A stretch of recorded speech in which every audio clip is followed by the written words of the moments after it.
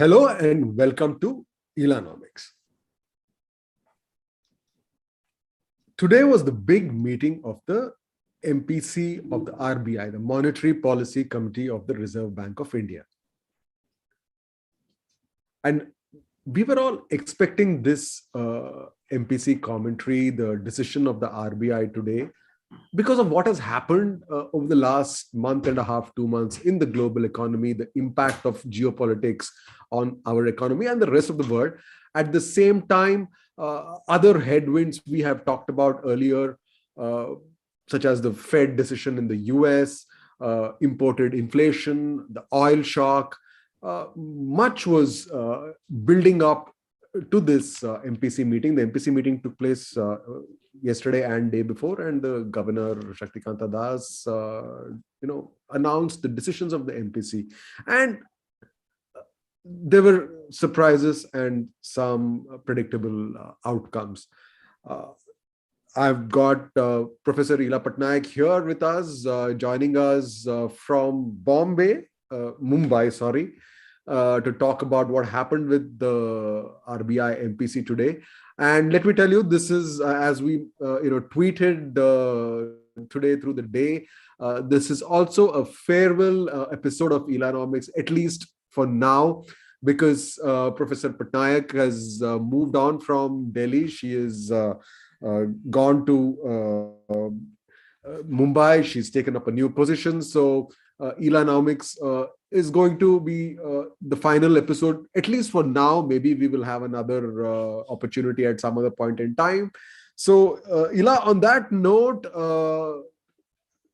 you followed what the governor said this morning. To answer the first question we asked on the video, has the RBI finally woken up to the realities of the economy? Did you get that sense? Because there were no changes in rates or anything.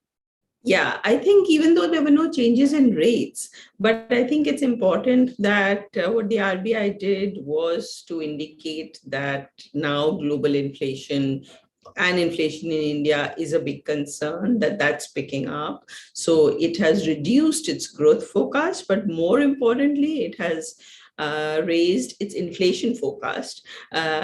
Remember, that was something that people were kind of quite surprised about at the very low forecast that it did last time. And so now it is caught up and is more in line with expectations from the RBI that it is a time for a withdrawal of the accommodative stance. And actually, YB, even though the MPC did not raise the repo rate, but effectively it has raised the reverse repo rate. So even though it has let the reverse repo rate be where it is, but by introducing a new facility, which is a standing facility, the SDF, the new facility is actually at 3.75. So which means that there is now this corridor of MSF on above and SDF below, which is the new LAF corridor. So it has effectively raised the reverse repo as well. So it has effectively raised the reverse. It has effectively put a floor, maybe we should not say, because the reverse repo now becomes redundant. Because when I was hearing the governor in the morning, all these SDF, LAF, these are all, I'm sure, these are all things you economists and policymakers understand much more easily. But let's get back to what we have been talking about over the last few weeks, that the focus so far of the RBI central bank has been on growth, and now inflation has become an issue, especially imported inflation, and that you advocated that it needs to now move towards tackling inflation. By changing the forecast for both inflation and growth, do you think RBI has made that switch, or do you think it's still betting on growth or talking a little, walking a bit of a tightrope? I think it's made that switch, and that it is setting the stage for raising rates. I think it should have done this last time. And a lot of people, it's not just that I think, a lot of people expected it to do this last time. Mhm. But, for whatever reason, it chose not to do it last time. But this time, it has done that. And now it has said, interestingly, it has also said that this forecast of 5.7 of inflation that it has is dependent on the $100 per barrel oil price. And if the oil price goes up, then this could actually increase. So higher crude oil prices and higher edible oil prices are something that is a reality, and RBI is accepting that that has pushed up prices. Earlier it's almost seemed that RBI was in denial mode and was continuing to support growth when the global environment had changed. People were already focusing on inflation. Central banks were focusing on inflation. So this seems like, yes, now it has set the stage, and that looking forward, I would expect that having set this stage, if inflation continues to remain high, as the RBI also expects, then we could see rate hikes coming. So, your sense is that we will have rate hikes this financial year, or do you think it is Yes. required this financial year? Yes. So globally, what all central banks are now trying to do is prevent a wage price spiral, so that you don't get expectations of very high inflation, because once you do that, they start feeding into wages and input costs, and once that happens, it becomes very, very difficult to bring inflation down. It becomes persistent. So the mood of central banks across the world, even though they know, I mean, everybody knows, all of us understand that these are supply side shocks because of oil prices, and made worse by the war. And that, anyway, a 25 basis point hike, even if it had happened, is not going to actually change cost structures as much. But a 25 basis point, or even before that, what we have today, is going to change the expectation that central banks are now going to control inflation. So it was no longer okay to behave as if inflation control was not a very important priority. So I think that change in priority, that growth is not the priority, but inflation control is the priority. That change in priority is happening to indicate, to shape expectations, that the central bank is going to focus on it. That shapes expectations, and then we don't all start getting higher wages and higher costs, and go into this spiral. But this rate hikes, Ila, is also predicated on the fact that inflation remains high. But do you think if inflation starts moderating, there will still be a need to increase rates a little bit?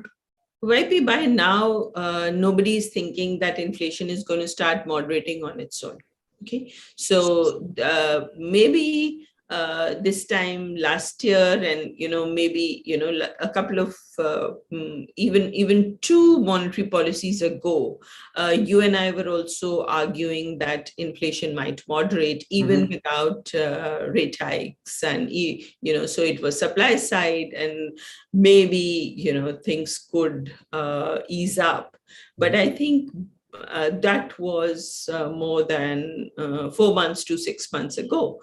And I think even in the last policy, it had become clear that the direction of monetary policy has to change. And central banks around the world are now thinking of hiking rates and controlling inflationary expectations more than anything else. So the rate hikes may be small, but I think they're all saying inflation is not going to come down on its own, and it needs to be brought down by all actions, such as including monetary policy. One last point, Ila, before we take questions from our viewers. The fact that RBI has revised growth numbers will have budgetary implications for the government, and also tightening the liquidity situation could, or it is feared, could impact the capex plan? See, it has brought down its growth forecast from 7.8 to 7.2. Now, while it's done that, yes, of course, if the elasticity of revenue or tax collection remains constant, then it would certainly have implications. And these would have, I mean, the actually MOF's forecast was higher. It was 8.5. So it was not RBI's 7.8 even to begin with. Yeah. And, MOF might still be making forecasts which are higher. They may bring them down. So that's on the forecast part. On what actually happens will depend on how much slower the economy actually grows. But let's see how that grows and what the tax elasticity is. But certainly, you're absolutely right. If growth is slower, then we will see a slowdown in tax collections, and that will have implications for the fiscal deficit as well. Let's look at some questions, Ela, from our viewers.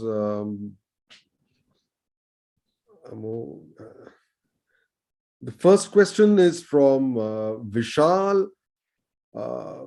It's talking about rupee ruble mode of payment. It's not related to the MPC, but we'll still take it. What can be the long of implications if India decides to carry out trade with Russia in rupee ruble mode of payment? Will it not be great if Russia starts using it to trade with a third country like Iran? Well, all these things are being worked out currently. I think the RBI governor was also asked a question in the press conference following the monetary policy statement. And he also responded saying that things are being worked out. So I think it's a bit premature to work out the full implications and long-term implications of this. Let's just wait and see how this goes. Currently, of course, it's not clear how this trade will be done, how long it will be just rupee ruble trade, but let's see. Anurag Pandey has a question. He's from our YouTube community. Hello, Anurag. How does RBI plan to curb inflation without raising interest rates immediately? So, Anurag, one of the things that you need to understand is how does monetary policy try to control inflation? One of the things it does is not actually make it costlier to borrow and raise rates, because, think about it. How much would an effect would a 0.25 increase in the repo rate mean for borrowers? Sometimes it won't even actually get transmitted into higher rates for banks. I think typically the way monetary policy works is through managing expectations. Now, when the RBI starts saying this, and as I said, it has already effectively started the process of withdrawing liquidity by putting in place a facility, which is a new facility where banks can deposit their excess liquidity with the RBI at a rate higher than what was the case. So earlier, that rate was 3.35, which was the reverse repo rate, and it would be determined by RBI when it held an auction and would absorb liquidity. Now, RBI has put in place a facility where at 3.75, it's actually like a reverse repo window. The STF is a reverse repo window without it being collateralized. And it's a standing facility, so it can be accessed anytime. And the objective is that this will reduce liquidity in the system. So, you're already starting the process of pulling liquidity back. Yeah. Ideally, I mean, I've always said this, that they should not have increase this gap so much. The LAF corridor, which is basically the repo rate with a 25 basis point above and a 25 basis point below. So, but they had pushed it much further down, and now they've effectively brought it back to the 25 basis point with this additional feature that it is uncollateralized, it's a standing facility, it's always available. So to answer your question, it's not that rates have not been raised. Mhm. Yes, the repo rate has not been raised, but effectively the reverse repo, by making the reverse repo redundant and introducing this facility, the SDF has effectively been raised from 3.35 to 3.75. Okay. The other question Anurag has, we talked about possibly two rate increases this year. He's saying how much of a repo rate increase can we expect in June? Typically, it's 25 basis Typically, points. it's 25. Yeah, typically that's, so Mhm. I expect they would not try to push it like now. They could have done the 25, but I Mhm. think they've just they want to manage expectations. Mhm. So they've announced it, and then they'll do a 25 and then a 25. That would be the expectation. I don't think anybody's expecting that suddenly they'll do a 50 unless something, uh, very drastic happens. The expectation is of 25. Mhm. There's a bit of a combined question here. Will banks be forced to raise interest rates when government borrows from the market for projects at 6.9%? And then there is a connected point he's trying to make, saying while one bank, which is HDFC Bank, raised interest rates, ICICI reduced it for savings and fixed deposit. Why is there a difference in direction? Well, in typically, if rates are raised, and if government, if yields go up, yields on government bonds go up, then typically you would expect that rates in the economy would go up. But banks don't immediately respond to a change in the rate at which government borrows. So first, because not too many depositors are actually investing in government bonds. It's not like these are perfect substitutes, and it's very easy to go from a savings deposit, which has a check facility and which is far more liquid, or a current account, where, of course, there's no interest paid, but it's not easy to move in and out of government bonds. You also have other risks. And at the moment, that risk is actually bigger, because the other risk being that if interest rates go up, then bond prices go down. Mhm. So it's not as if a lot of people will move very quickly, even though yields are rising and are high. Mhm. So that's one thing. And in terms of ICICI or HDFC or any other bank, there being differences. Remember that RBI has not yet given a clear signal that the rate is higher. So the repo rate has remained what it is. So in fact, what you typically find is that even after RBI gives that signal, it takes a while for banks to respond. But you're talking of a situation where that signal of a change in repo rate has not come, Mhm. and one bank has increased and one has decreased, and that's their commercial decision, and a decision based on what they're holding in, what sort of deposits they have in their portfolio. Mhm. Mhm.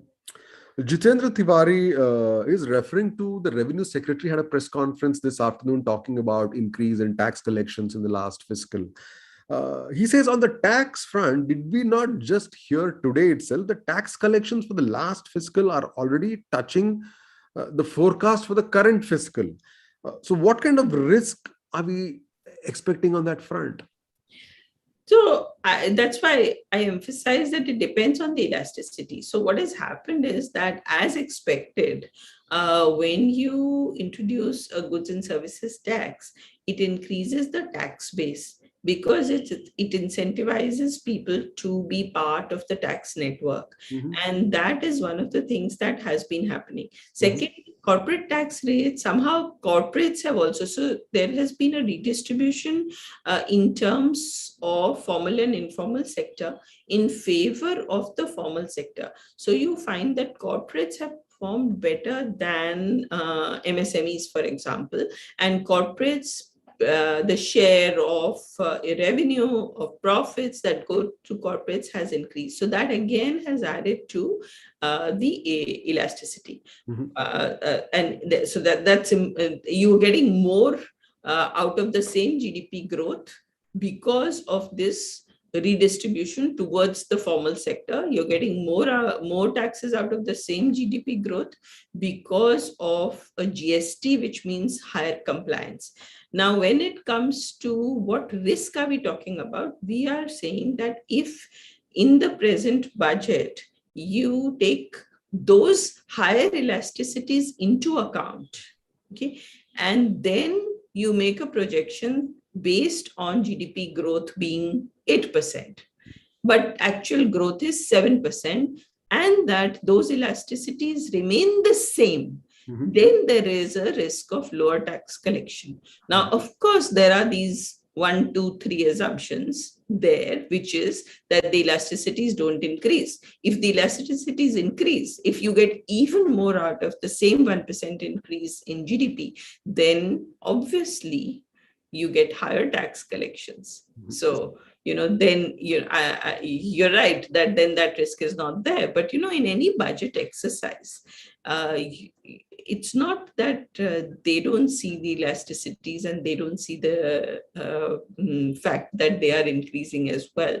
So they make their estimates. And I haven't watched today's press conference of the revenue secretary, but if he's going to see those elasticity increase, then you bet the revenue department will be among the first ones to say that, oh, actually tax collections are going to be better, and they will show that they are better when they are. Abhinandan has a slightly larger macro question about the economic situation or the geopolitical situation which could impact the economic situation in South Asia. He says there is uncertainty around India in countries such as Sri Lanka, Pakistan, Myanmar. Will that impact India? Will that impact our policies, our economic policies? Will it impact RBI? I'm sure, yes. I mean, you have an environment of uncertainty. I'm sure it will. Swasatak Rat, I'm sorry, I hope I got that pronunciation correct. He says, hi Ila ma'am and Rajesh sir, my question is about RBI's role in India's economic journey with the ever-growing contribution of private entities in the Indian economy, with rising public awareness of the political economy and the changing nature of the public need from the market. How do you see RBI coping with these changes, and what do you wish the RBI should do going forward? The RBI should focus on its mandate, such as the Fed, the Bank of England, as they focus on the mandate that they have. Sometimes those are conflicting mandates. Sometimes they're asked to increase employment. So I'm not saying that in an advanced economy also a central bank is clearly given mandates, and we would also see that. I hope that some of the other conflicting functions and conflicting objectives that RBI has, which have been imposed on it, such as public debt management. So at this moment, though that's creating conflicts, and at this moment, we are one of the few countries that continue to give conflicting objectives like debt management to our central bank, so that it is unable to focus on the task of inflation targeting, which it is trying to do. But its unwillingness to raise rates, its reluctance in increasing the borrowing cost of government. So, but it is up to Parliament to raise. It is up to Parliament to define its objectives, to change them, and then it is up to RBI to become a modern central bank that is able to and has the capacity to be autonomous, be independent, as well as be accountable. And I hope that's what happens. The next question is actually related to what you were saying towards the end, and that one is from Sumit. Can our agencies like RBI, Niti Aayog be left independent to make tough calls on things like taxation and other policies for the betterment of the nation, rather than be influenced by the government of the day? Tax policy is government. Tax policy is never an independent organization. because we pay taxes, we are the voters, we want the tax authority to be accountable to us. Sometimes independent agencies are given roles. They're given independence, but at the same time, they are made accountable. And so even whether it's RBI, I don't think Niti Aayog is given that kind of an objective, and nor does it have those kind of powers. But when powers are given to RBI, then at the same time it has to be made accountable. So that's part of what we would want our institutions to do, but certainly not tax policy. Tax policy is everywhere, determined by the elected government, and that's what you want to do because they are who we are voting for. Sonia has a specific question on what has to be done or what we can expect before the next repo rate increase. She says, what are the three major things that the RBI will consider before raising rates? Inflation, growth, crude oil prices, edible oil prices. Four things. Mohit Paramarsh Singh. I have a larger question, ma'am. Current geopolitical situations will accelerate the process of deglobalization. So India's economic growth will be driven by services sector for how long? I don't think there's any deglobalization happening. I think we're a very integrated world. I mean, every day you integrate more with the world. Mm-hmm. Last question, Ila. No, actually, it's not the last question. There is a larger last question, but I mean, you can take this one if you want. Will India, I mean, I wouldn't say Indian politicians, Indian policymakers take lessons from what has happened in Sri Lanka due to their freebie economics? I think Sri Lanka has a lot of problems, and we are a far more diverse economy. We are a bigger economy. We are a stronger economy. I'm not seeing that we are going to be in a similar crisis. Yeah. So, as far as freebies, as it is being called, are concerned, I think the all states, whether it is Sri Lanka or India, do perform a role of income redistribution, and all governments do that everywhere in the world. And of course, you have to do it within limits. Mm-hmm. You have to do it within your resource constraints. And I think India has been very responsible. Mm-hmm. We've had our, right from the 2004 days when the FRBM was brought in, governments have attempted to stick to fiscal targets. Even when they slip, they try to come back to those fiscal targets. I don't think we've done irresponsible spending. I think we've even whether as a country, so that means that gets reflected in our current account, or as government, which gets reflected in the fiscal deficit. Mm-hmm. On both fronts, we have been a responsible country. We have never reneged on our debt. You see policies which are primarily, even during COVID, when there was a lot of this halagula of, print money and start throwing it down from the helicopters, because there is COVID, and it will only last for a few months, and we did not listen to any of that, and we have been responsible. So I really don't think that we've done any big irresponsible policies. So I hope that we are not going to get into that kind of a crisis. Okay, Ila, the last question is about Ilanomics. Our colleague who's been sending questions at the back end in the video team says a lot of people, including members, are asking, why is this the last episode of Ilanomics?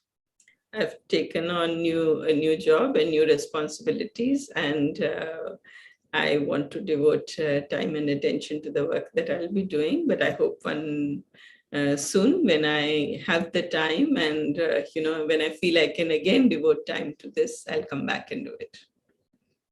So I want to just thank you so much, Ela, for we've done 177 episodes. Today was the 178th episode. That's more than 3 years of economic insights. And like I've told you, I have not been a student of economics. I didn't study economics in college, and I've learned so much in these 177, 178. Although I didn't do all of them, maybe I might have done about 150 episodes, but it's been a wonderful, wonderful experience talking to you, taking questions, getting answers. Thank you so much, and I'm sure all our viewers join us in wishing you all the very best in your new position and your new role. But we will try and bother you once in a while to be a special guest on our future shows, and I'm sure you will agree to that. Thank you so much, Ela. Thank you so much, YP. It's been a pleasure to work with you. It's been a pleasure to work with the print. Thank you so much.